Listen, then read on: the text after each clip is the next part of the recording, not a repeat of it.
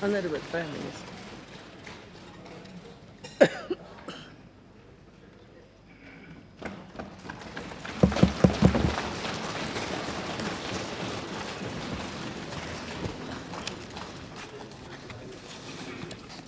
अध्यक्ष महोदय जी,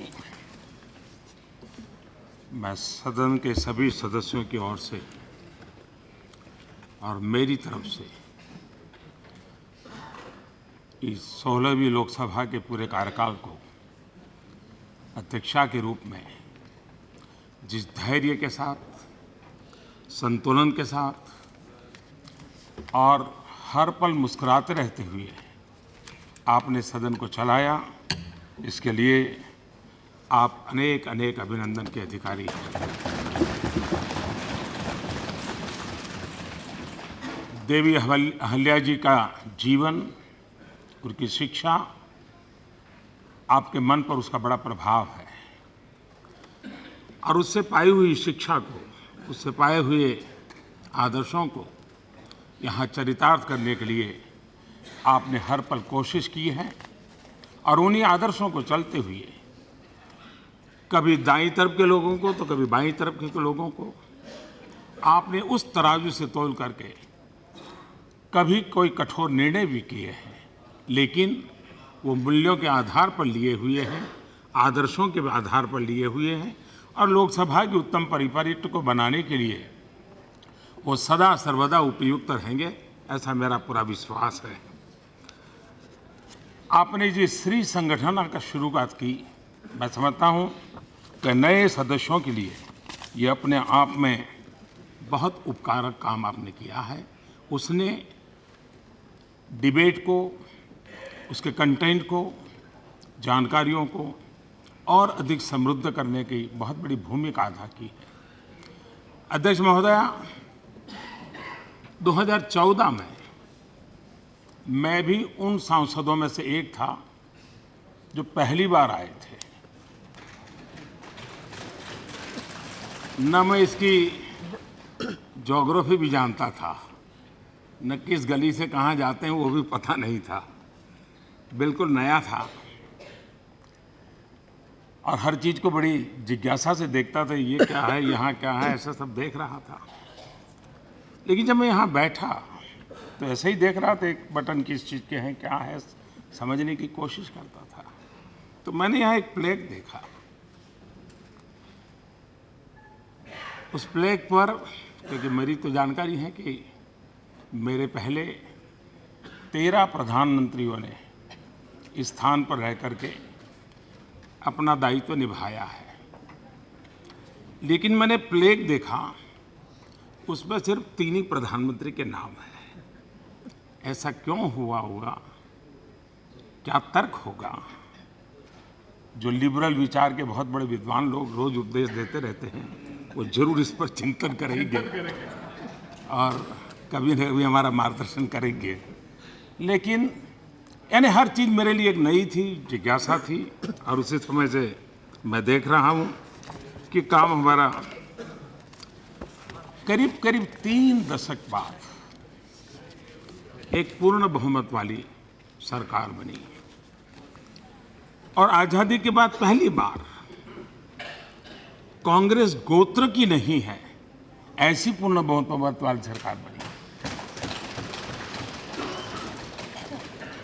कांग्रेस गोत्र नहीं था, ऐसी मिलीजुली पहली सरकार अटल जी की बनी थी और कांग्रेस गोत्र नहीं है, ऐसी पूर्ण बहुमत वाली पहली सरकार 2014 में बनी।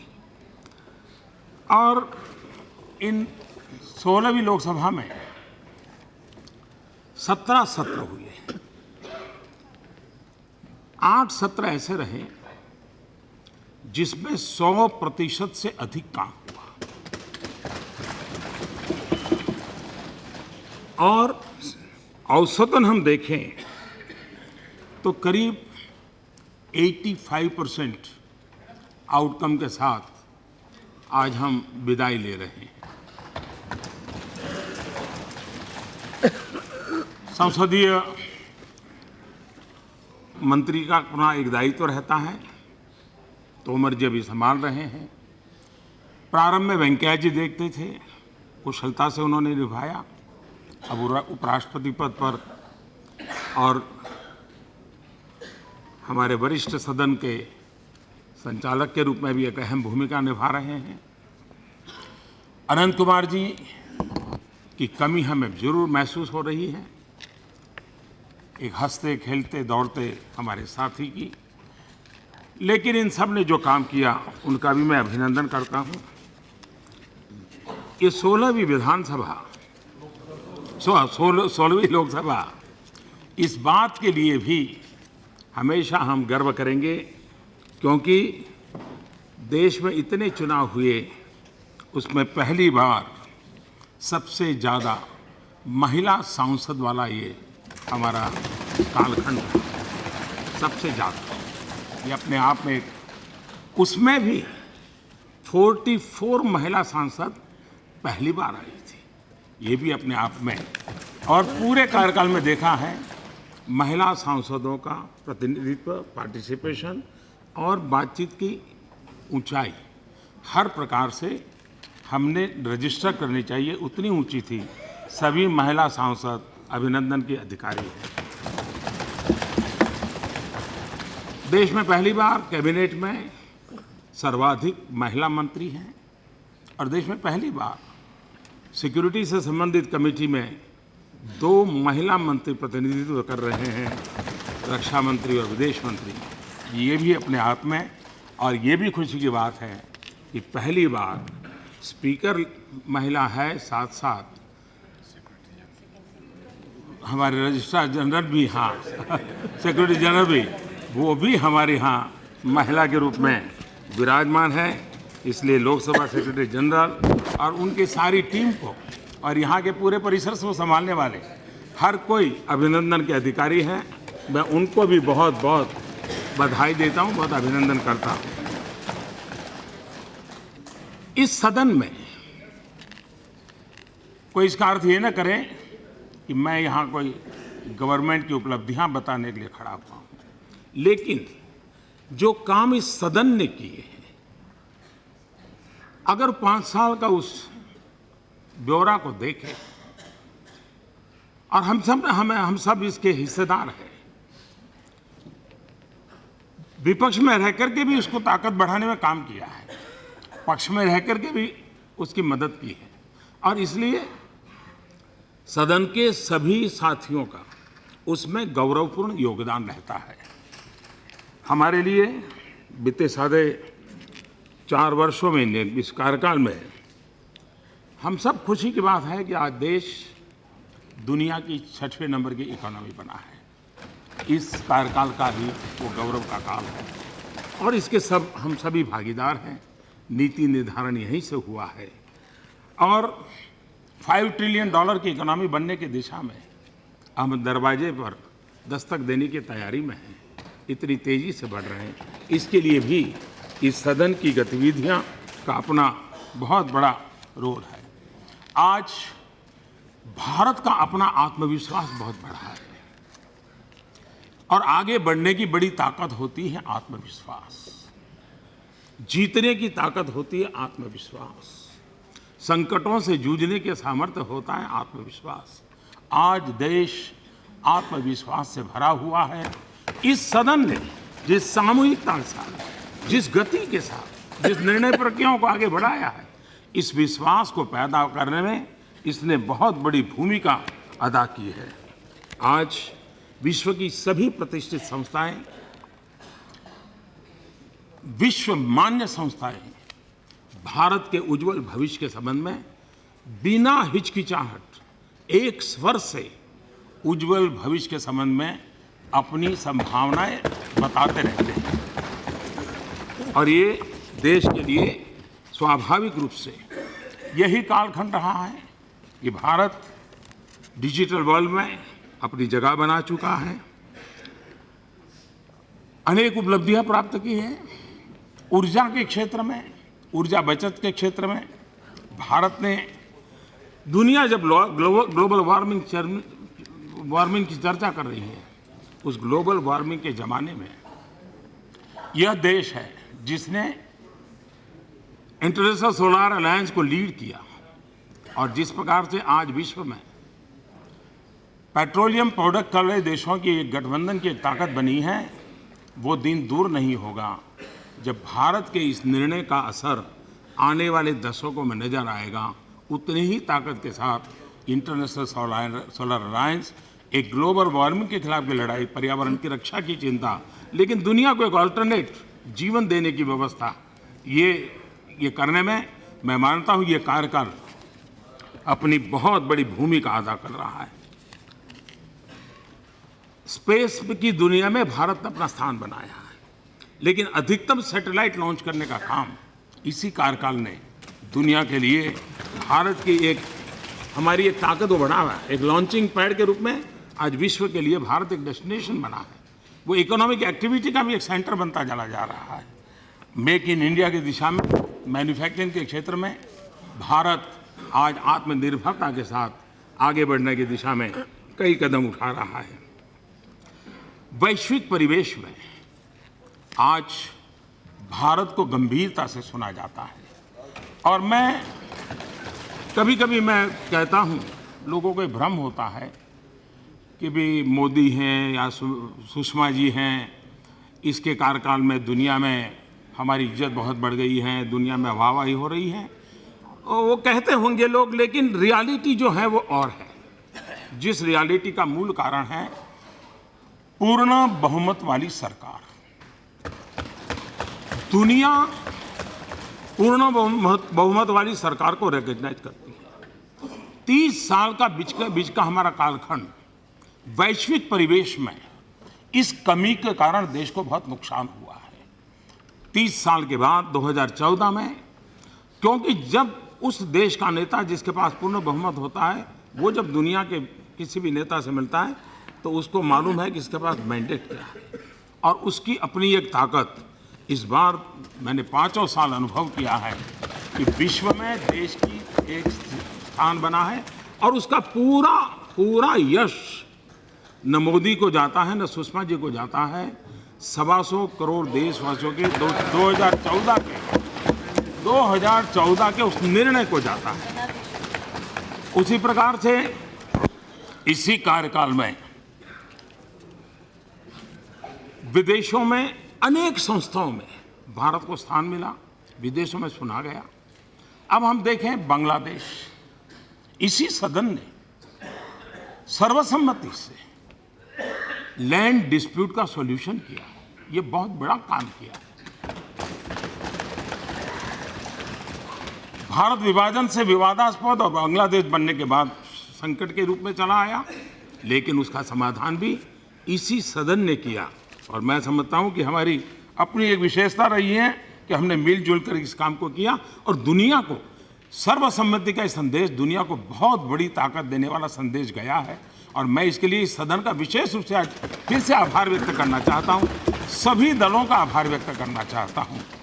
उसी प्रकार से हमारी विदेश नीति का एक नया पहलू उभर करके आया है। दुनिया में ह्यूमन राइट्स, ह्यूमन वैल्यूज जाने अनजाने में जैसे किसी दुनिया के किसी एक छोर का ही अधिकार रहा है, बाकी लोगों को तो कोई इससे लेना देना ही नहीं है। और हम तो जैसे मानव अधिकार विरोधी और इसी प्रकार की हमारी छवि बन गई, जबकि मानवता और वसुधैव कुटुंबकम की बात करने वाला यही देश, लेकिन न जाने कौन ऐसी छवि बन गई। लेकिन पिछले 5 साल में हम देखेंगे, नेपाल में भूकंप आया हो, मालदीव में पानी का संकट हुआ हो, फिजी के अंदर साइक्लोन की मुसीबत आई हो, श्रीलंका के अंदर अचानक साइक्लोन की मुसीबत आई हो, बांग्लादेश के अंदर म्यांमार के लोगों के कारण आई हुई आपदा मुसीबत झेलते रहते हो, हमारे लोग जो विदेशों में फंसे थे यमन में, उनको हज़ारों की तादाद में वापस लाने का काम हो, नेपाल में 80 देशों को हम लोगों को निकाल करके हमने उनको यहाँ सुरक्षित भेजा।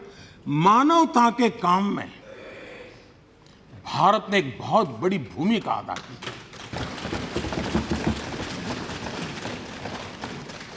योग पूरे विश्व में एक गौरव का विषय बन गया है। विश्व में यूएन में अब तक यूएन में जितने रिजोल्यूशन पास हुए हैं, सबसे तेज गति से सबसे ज़्यादा समर्थन से अगर कोई रिजोल्यूशन पास हुआ है तो योगा के समय इंटरनेशनल योगा डे का है।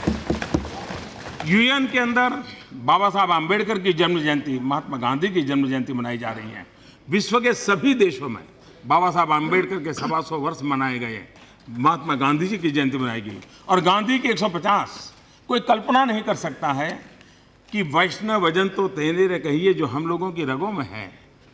आज दुनिया के 150वीं जयंती के निमित्त दुनिया के 125 देशों के प्रसिद्ध गायकों ने वैष्णव वजन को उस रूप में गा करके महात्मा गांधी को एक बहुत बड़ी श्रद्धांजलि दी है।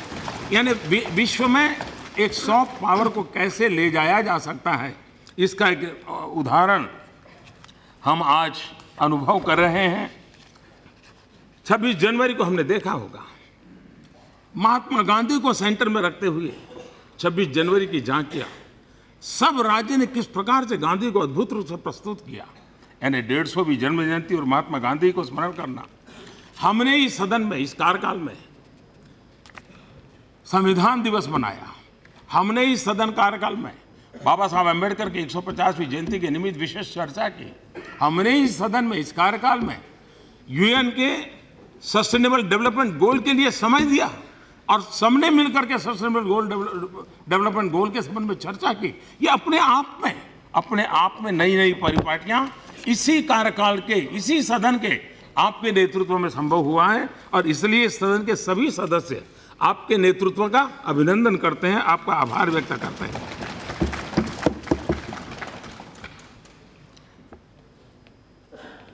करीब 219 बिल इंट्रोड्यूस हुए और 203 बिल पारित हुए।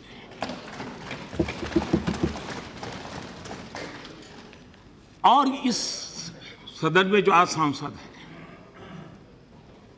16वीं लोकसभा के संबंध में, अपने जीवन के संबंध में जब भी किसी से बताएंगे, चुनाव के मैदान में जाएंगे तब भी बताएंगे और चुनाव के बाद भी जब मौका मिलेगा, कुछ लिखने की आदत होगी तो कोई जीवन लिखेगा तो जरूर लिखेगा कि वो उस कार्यकाल के सदस्य थे जिस कार्यकाल में उन्होंने काले धन और भ्रष्टाचार के खिलाफ कठोर कानून बनाने का काम किया। इस देश में ऐसे कानून जो पहले कभी नहीं बन पाते थे वो इस सदन ने बनाए थे और इसका बहुत बड़ा विदेश में जमा हुए काले धन के खिलाफ बहुत बड़े कानून बनाने का काम यहीं पर हुआ। दिवालिया कंपनियों से जुड़ा हुआ आईबीसी का कानून इसी सदन ने बनाया। बेनामी कंपनियों के संबंध में कानून इसी सदन ने बनाया। आर्थिक अपराध करने वाले भगोड़ों के विरुद्ध कानून इसी सदन ने बनाया। मैं समझता हूं कि इन 5 साल में इस कार्यकाल के ने काले धन और भ्रष्टाचार के खिलाफ लड़ाई लड़ने के लिए जो कानूनी व्यवस्था चाहिए, जो कानूनी हक चाहिए, अंतर्राष्ट्रीय जगत में हमारे कानून की एक ताकत होनी चाहिए, इसके लिए जो कुछ भी करना चाहिए उस उत्तमोत्तम पुरुषार्थ से इस सदन ने पारित करके देश की आने वाली शताब्दी की सेवा की। और इसलिए इस सदन को आपके नेतृत्व को अनेक अभिनंदन। न सिर्फ इस पल, आने वाली पीढ़ियां भी देंगी, ऐसा मेरा विश्वास है। यही सदन जिसने जीएसटी का बिल पारित किया और रात को 12 बजे संयुक्त सत्र बुलाया और क्रेडिट लेने की कोशिश किए बिना पूर्व फाइनेंस मिनिस्टर और उस समय के राष्ट्रपति उनके हाथों से जीएसटी करके, ताकि सबको इसका हक मिले, सबका साथ सबका विकास उसमें भी चले, इसका एक प्रामाणिक प्रयास किया गया। उसी प्रकार से यही सदन है जिसने आधार बिल को एक बहुत बड़ी कानूनी ताकत दी। आधार दुनिया के लिए अजूबा है। दुनिया को ये डेटा, इस देश ने इतना बड़ा काम किया है, विश्व इसको जानने की कोशिश कर रहा है। इस कार्यकाल के सदन ने इस काम को कर करके विश्व में बहुत बड़ा काम किया है। देश आज़ाद हुआ, लेकिन पता नहीं वो कौन सी हमारी मानसिकता थी कि हम शत्रु संपत्ति पर निर्णय नहीं कर पाते थे। बहुत कठोरतापूर्वक शत्रु संपत्ति बिल पारित करके भारत के 1947 के उन घावों के खिलाफ जो कुछ भी चल रहा था उसको काम करने का काम किया। इस सदन ने सामाजिक न्याय की दिशा में भी बहुत ही लंबे अरसे तक समाज को प्रभाव पैदा करे। उच्च वर्ण कहा जाने वाले लोगों के लिए, यानी गरीब लोगों के लिए आरक्षण की व्यवस्था बिना कोई कटुता, इसकी सबसे बड़ी ताकत यही है, बिना कोई उलझन, किसी के मन में आशंका न रहते हुए समाज के दबे कुचले एक वर्ग को, उनकी बातों को वजन दिया गया और उनको विश्वास देते हुए कानून पारित किया। दोनों सदन के सभी दलों के सभी सांसद इसके लिए साधुवाद के पात्र हैं और इसके लिए मैं समझता हूँ ये बहुत बड़ा काम ये 10% आरक्षण का हुआ। उसी प्रकार से ओबीसी के लिए कमीशन बनाने वाला विषय हो या SC/ST एक्ट की जो सुप्रीम कोर्ट के बाद जो मिसअंडरस्टैंडिंग हुआ उसको ठीक करने का काम हो, मैटरनिटी बेनिफिट बिल, विश्व के समृद्ध देश भी इस बात को सुनकर के आश्चर्य होता है कि क्या भारत में 12 हफ्ते से लेकर के मैटरनिटी लीव 26 हफ्ते कर दी है। इस बात को आज विश्व भारत की एक आगे की सोच वाले देश के रूप में देख रहा है। यह काम इसी सदन ने किया है। सदन कानून बनाता है, लेकिन इस बात के लिए भी एक कार्यकाल देश और दुनिया याद रखेगी कि जो कानून बनाने वाला ये वर्ग, उन्होंने कानून खत्म करने का भी काम किया। 1400 से ज़्यादा कानून खत्म इसी सदन के सदस्यों ने करके देश को काफ़ी उस एक जंगल जैसा कानूनों का बन गया था, उसमें रास्ते खोजने की दिशा में एक शुभ शुरुआत की है। 1400 करने के बाद भी मैं कहता हूँ शुभ शुरुआत हुई है, अभी भी करना बहुत बाकी है और उसके लिए मुलायम सिंह जी ने आशीर्वाद दिए ही हैं। एक बहुत बड़ा काम और मैं मानता हूं कि देश को इसको अच्छे ढंग से जैसे पहुंचना चाहिए था, हम पहुंचा नहीं पाए। हम सभी सांसदों पर एक कलंक हमेशा लगा रहता था कि हम ही लोग हमारे वेतन तय करते हैं, हम ही लोग मर्जी पड़े उतना बढ़ा देते हैं, हम देश की परवाह नहीं करते हैं। और जिस दिन सांसदों का वेतन बढ़ता था, दुनिया भर की टीका टिप्पणी हमारे पर होती थी और ये पिछले 50 साल से हो रही थी। पहली बार इस समय के सभी सांसदों ने मिलकर के इस आलोचना से मुक्ति का रास्ता खोज लिया और एक ऐसी संवैधानिक व्यवस्था बना दी कि उस संविधान की व्यवस्था के तहत औरों का जब होगा, इनका भी हो जाएगा। अब स्वयं इस काम के भागीदार सांसद अकेले नहीं होंगे और सांसदों को बहुत बड़ी मुक्ति मिल गई आलोचना से। लेकिन इसने उत्तम निर्णय की, जिस प्रकार से उसको रजिस्टर होना चाहिए था, जिसकी वाहवाही होगा। 50 साल तो सांसदों को गालियां सुननी पड़ी है, बड़े बड़े वरिष्ठ नेताओं को गालियां सुननी पड़ी है, उससे मुक्ति देने का काम किया। हमारे जितेंद्र जी ने अच्छा खाना तो खिलाया, लेकिन बाहर हम आलोचना सुनते थे कि कैंटीन के अंदर पैसा बहुत कम है और बाहर महंगा है, एमपी क्यों ऐसा करते हैं। मुझे खुशी है कि जितेंद्र जी की कमेटी ने मेरी भावना को स्वीकार किया, स्पीकर महोदय ने भी स्वीकार किया और जो बहुत सस्ते में यहाँ दिया जाता था, आपको थोड़ा जेब में थोड़ा ज़्यादा नुकसान हो गया, लेकिन उसमें से भी मुक्ति पाने की दिशा में हमने कदम बढ़ाया है और पूर्ण रूप से पहुँचने में भी आने वाले दिन में हमें अच्छी ताकत आकर के हम वो भी कर लेंगे, ऐसा मेरा विश्वास है।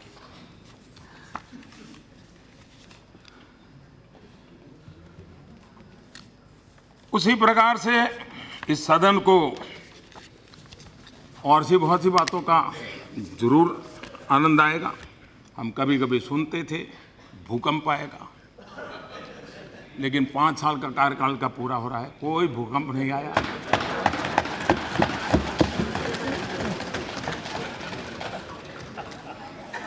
कभी हवाई जहाज उड़े और बड़े बड़े लोगों ने हवाई जहाज उड़ाए,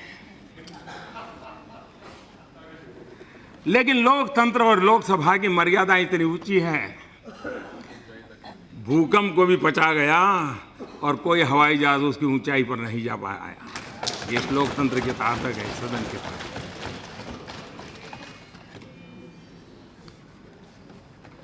कई बार तीखी नोकझोंक भी हुई, कभी उधर से हुई, कभी उधर से हुई, कभी कुछ ऐसे शब्दों का भी प्रयोग हुआ होगा जो नहीं होना चाहिए। इस सदन में किसी भी सदस्य के द्वारा, जरूरी नहीं इस तरफ के उस तरफ के, इस सदन के नेता के रूप में मैं जरूर मिच्छामि दुक्कडम कहूंगा।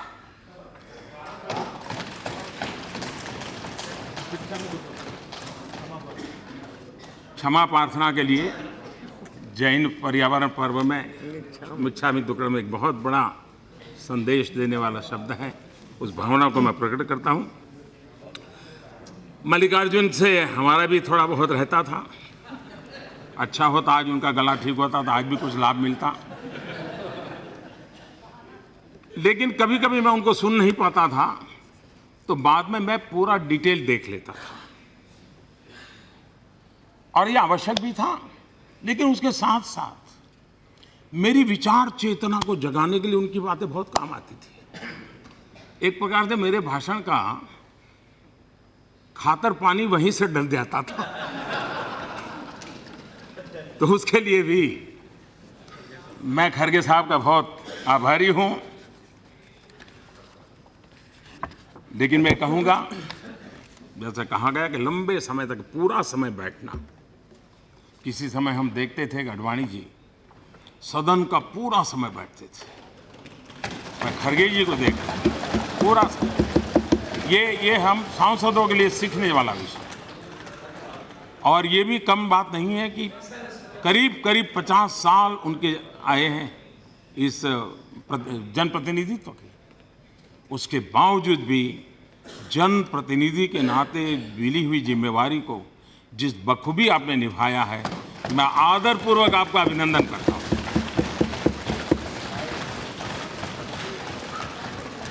मैं पहली बार यहां आया था, बहुत सी चीजें नई जानने को मिली जिसका कुछ अर्थ ही जिंदगी में पता नहीं था। पहली बार मुझे पता चला कि गले मिलना और गले पड़ना में क्या अंतर होता है। ये पहली बार पता चला मुझे। पहली बार मैं देख रहा हूं कि सदन में आंखों से गुस्ताखियां होती हैं।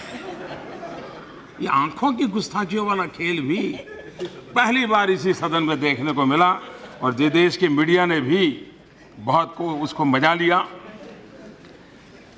संसद की गरिमा बनाए रखना हर सांसद का दायित्व रहता है और हमने उसकी भरपूर सबने कोशिश की है।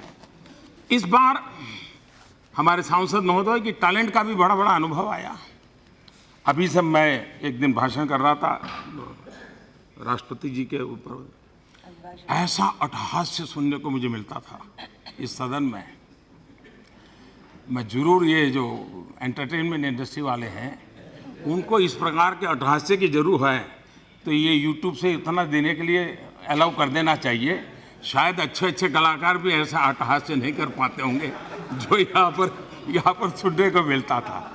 उसी प्रकार से ऐसी वेशभूषा, और मैं हमारे टीडीपी के साथी नहीं हैं, लेकिन टीडीपी के हमारे सांसद नारामल्ली शिवप्रसाद जी क्या अद्भुत वेशभूषा पहनकर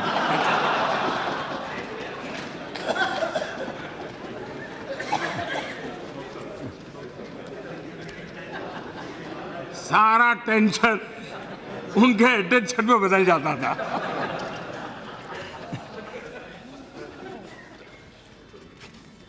इन हंसी खुशियों के बीच हमारा एक कार्यकाल बीता है।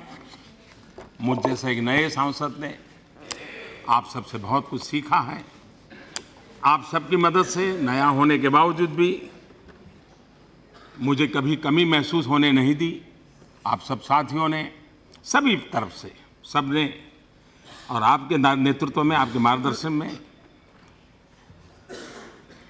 एक प्रथम पारी की मेरी शुरुआत में जो मदद की है, इसके लिए मैं आपका बहुत बहुत आभारी हूं। मैं आदरणीय मुलायम सिंह जी का विशेष रूप से आभारी हूं। उनका स्नेह हमारे लिए बहुत मूल्यवान है, सबके लिए मूल्यवान है। सभी वरिष्ठ जनों का स्नेह मूल्यवान होता है। मैं फिर एक बार आपको हृदय से बहुत बहुत बधाई देता हूं। इस परिषद से जुड़े हुए सभी स्टाफ के लोगों को भी अंतःकरणपूर्वक अभिनंदन देता हूं जिन्होंने सभी सांसदों की देखभाल की, कार्य के लिए जो कुछ भी आवश्यक व्यवस्थाएं करनी पड़ती थी की। और मैं सभी सांसदों को शुभकामनाएं देता हूं कि एक स्वस्थ लोकतांत्रिक परंपरा के लिए जब हम जनता के बीच जाने वाले हैं तो हम स्वस्थ परंपरा को कैसे आगे बढ़ाएं, एक तंदुरुस्त स्पर्धा कैसे करें, उस तंदुरुस्त स्पर्धा को लेकर के लोकतंत्र को तंदुरुस्त बनाने में हम अपनी भूमिका कैसे अदा करें, इसी एक शुभकामनाओं के साथ, इसी भावना के साथ मैं अपनी वाणी को विराम देता हूं। मैं फिर एक बार नतमस्तक होकर के इस सदन के सभी सांसदों का हृदय से आभार व्यक्त करता हूं। धन्यवाद।